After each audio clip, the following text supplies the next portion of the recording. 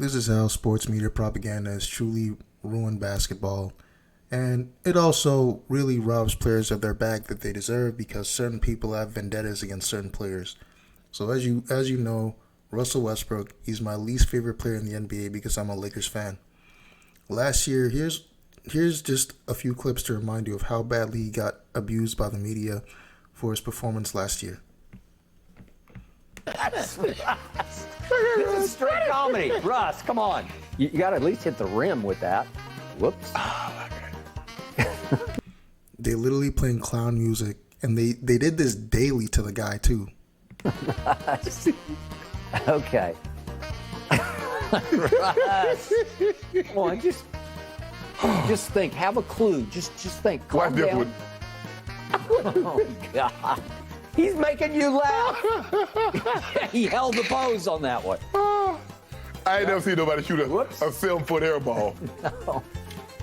I love his glass shots that miss the rim, too. Russ, come on. I don't know. Who was he throwing it to?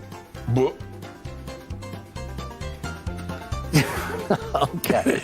And This isn't it, folks. There's a long line of videos. They literally call Thing him like that. What if joke. What if it? Maybe it's my TV. Maybe I need to get a new TV. yeah, Kevin's saying he's the butt of jokes. He's a joke. Yeah, that's what happened. No, he's a joke. Yes. It's funny. It's comical. I mean, you talking about an NBA player that at least once a game he steps out of a bound because out of bounds, or he loses the ball pops up in the air, or he falls down. Again, this is two grown men saying somebody's a joke. They're calling this guy a joke, and he was a joke for majority of last year. He was untradeable for majority of last year. He was untouchable. Here's even more. Shooters. Russ is averaging 10 points a game. He's shooting 29% from the floor. He's shooting 8% from the three. Oh, it's not no shooters. They murdered this guy. Because I remind everybody, he was the single worst three-point shooter in all of basketball at 29.8%. Couldn't even make 30% of his threes. He was the fourth worst free throw shooter. And for much of the year, he was the worst at turning the ball over. Right. And he only avoided leading the league in per game. That's not to say these guys were wrong. He was a disaster last year. He was a disaster last year. He's been a disaster, in my opinion, for his entire career. But again, pay attention to how they're commenting on how he's playing last year compared to this year. It's a disaster, according to these guys. Turnovers because he sat the last three. Right. So the point is, I've never seen anything like this in my life, because going into last year, everybody would have assumed that he was a slam dunk first ballot Hall of Famer. And then he makes the all-time top 75.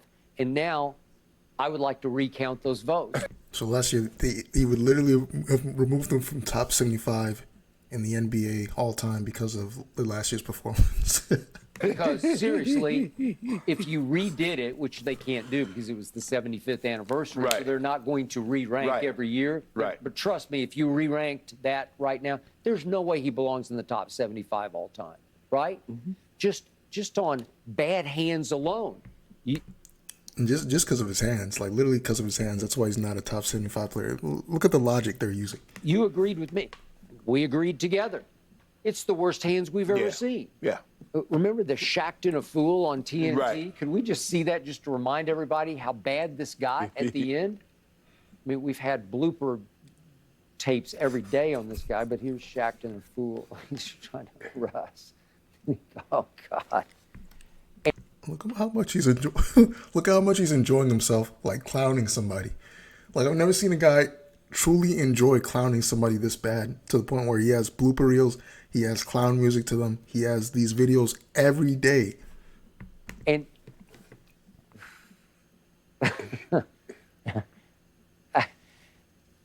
we had Westbrook turnover blooper reels and airball blooper reels that were so bad we put clown music underneath them because it worked. It was apropos. It was clownish. It was laughably bad. All right, so fast forward to the 2023, 22-23 season this year. Ever since Westbrook accepted his bench role, the media has been hailing him as the sixth man of the year. This is the guy that's going to win sixth man of the year because he accepted his bench role. Even though, according to them, last year was probably his worst year of his entire career. And again, I'll show you the stats later on to help you understand the point I'm trying to make here. They said he was a disaster last year. They're hailing him as a guy that basically resurrected his career from one of the worst years that he had in years, in his entire career. So this is what they have to say about him now this year, since he's decided to come off the bench. The narrative is that since Darvin Ham got him to buy into the system and come off the bench and play less minutes, that Westbrook is now all of a sudden a salvageable player, and voila. But I've been very impressed that he swallowed his pride. He's become accepted of this role. He's been great in this role. He hasn't been good. He's been great in this role. Mm-hmm. He just gave you 2014, and I think so. He's not just been good. He's been great. So from a disaster year to a great role player. 5 or 6. He gave you that. We've seen him have 15 assists. We've seen him have 11 assists. If I'm not mistaken, I think he's leading the team in assists as the sixth man. Yeah. So with that being said, Skip, and we see AD's progression into what we've seen AD become, the majority of his assists is coming from Russ, because Russ will attack the basket and then drop the ball locked. He's been great with AD in the pick and roll. Skip, you remember when he averaged a triple-double and he's having those great years in OKC? The guy that was in the pick and roll and the guy that was getting the drop off was Steven Adams. Well, AD is light years better than Steven Adams. Thank you, Shannon. Let's see what Mr. Bayless has to say. After the game was, I've been doing the same thing for 14 years straight.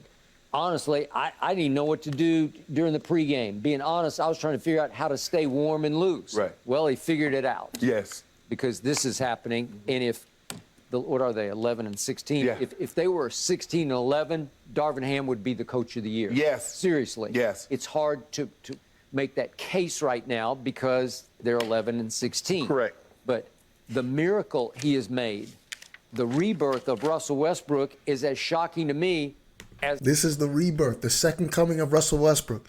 He's a completely changed player. How bad he was last year. Right. Because he was a top 75. He's obviously a slam dunk first ballot Hall of Fame off 4 out of 5. All right, you guys get the point. The point is this year, Westbrook is apparently made big leaps over last year. Well, I regret to inform you that is not the case. Let's look at Mr. Westbrook's stats. Let's start with Basketball Reference. These 2 years, 2021 to 2022 and 2022 to 2023. All right. Points. So he's averaging a similar amount of points, similar amount of assists, similar amount of rebounds. The free throw percentage is actually worse this year. His field goal percentage worse this year is significantly worse, 3% worse. And again, like we got to look at the efficiency, and then his turnovers are actually worse this year because he's playing less minutes. You got to look at the amount of minutes he's playing too. His minutes got ducked by 6 minutes, and he's still averaging almost the same amount of turnovers. He's averaging almost the same amount of assists, so like his assist to turnover ratio is still basically the same. All right, so let's go. Let's keep going down. Let's keep looking at the advanced stats. We don't need to look at the totals. The per 36, I guess we can look at, because this will show, because he did average 36 minutes per game last year, so we can see. All right, so he's averaging the same amount of points basically if he played 36 minutes. He's averaging 2 more assists. He's averaging 0.4 more turnovers, same amount of rebounds. Again, this is basically the same player he was last year. These guys are saying he had a miracle season. He rebirthed his legacy because he's averaging 2 more assists per 36 minutes. Are you shitting me? Are you kidding me? Even though his field goal percentage is lower, even though his 3-point percentage is lower, dude, this guy's a disaster. There's no other way to put it. One of the worst players in the NBA if you're a Laker fan. Literally nobody likes this guy in LA. Now, especially. But trust me. Like, let's keep looking at the stats. True shooting percentage down. True shooting, that takes into account your free throw percentage, as well as, you know, your regular, the amount of threes you take and everything. So there's overall efficiency is down 49%. That's a disaster, guys. 49%. That's almost the worst true shooting of his entire career. I think that's the only advanced stats I wanted to show y'all. But we can show his ranks. His ranks based on what he's doing. He's a bench player right now. He's top 10 in turnovers. The guys that he's sharing turnovers with are the guys that have the ball all the time. So look at this top 10 in turnovers list. Trae Young has the ball all the time. Giannis has the ball all the time. Joel Embiid, these guys are superstars, and that's why they have the ball all the time. Westbrook is like he's playing with LeBron James. He's coming off the bench. He's playing 28 minutes a game. And he's averaging the same amount of turnovers as dudes that are playing 30-plus minutes a game. You got to be shitting me. This is just turnovers. Let's look at the field goal percentage. Bottom 15 in field goal percentage. He's down here with Hardaway Jr., Malik Beasley, Fred VanVleet, LaMelo, like all these inefficient guys. He's down here with them. And he's playing with LeBron James. Then the next one I need to show you is one that is, what are we looking at right here? This one to show that his 3-point percentage has not gotten any better. 3-point percentage right here. Look at this middle column right here. 3-point percentage. So Kevin Love, the 101 worst free throw. No, he's the 50th worst 3-point shooter. That's surprising. But Russell Westbrook, last year he was the worst 3-point shooter. This year he's the second worst 3-point shooter in the league. Last year he was, I think, number 4 in turnovers. This year he's like number 9 in turnovers, and he's playing less minutes. Guys, he's a disaster. It doesn't matter that he chose to come off the bench. This guy's still a complete clown. Red nose, red shoes, everything. He's terrible at basketball. And the fact that these guys have manufactured,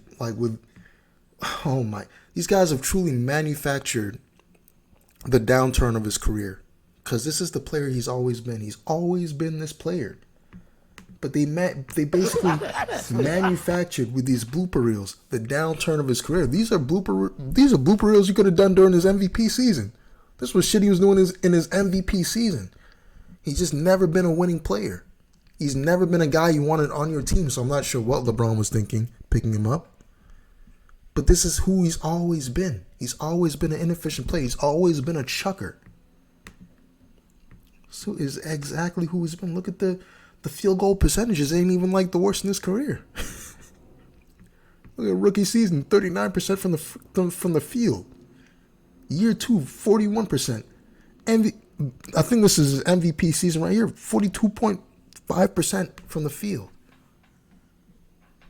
Again, this is the power of propaganda, man. So somebody can have the worst season in their career, and because you're getting a lot of publicity, you're getting a lot of views from playing the blooper reel back and forth. It's easy views every week. You know, you get to laugh, Russell Westbrook. And year after, you get a little sympathy. You say, okay, I'm tired of bullying him. Okay, now he's really good.